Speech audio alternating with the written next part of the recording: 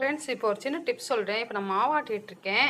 என்னென்னா, உங்களுக்கு வந்து ஃபஸ்ட்டு நான் உளுந்து போட்டுருவேன். உளுந்து போட்டு எடுத்து வச்சுக்குவேன். 2வது வந்து நான் வந்து அரிசியை போட்டு ஆட்டிகிட்ருப்பேன். அரிசி நம்மளுக்கு ஓரளவு நல்லா ஆட்டி வந்துரும்ல, நல்லா மையா. அப்போ வந்து திரும்பவும் அந்த உளுந்தை எடுத்து இதுலேயே சேர்த்து ஒரே ஒரு தடவை ஓட விட்டுருவேன். இதுலேயே நீங்கள் உப்பு கூட சேர்த்துக்கலாம். உப்பு சேர்த்து நம்ம ஆட்டிட்டோம்னா நம்மளுக்கு வந்து மாவை கையில் கலைக்க தேவையே கிடையாது. எல்லாமே அதே தன்னால் நம்மளுக்கு வந்துரும்ல, கலந்து வந்துரும்ல. அப்போ நீங்கள் எடுத்து நேரடியாக இட்லி மட்டும் ஊற்றினா போதும், சூப்பராக இருக்கும். நீங்கள் இந்த மாதிரி ட்ரை பண்ணி பாருங்கள்.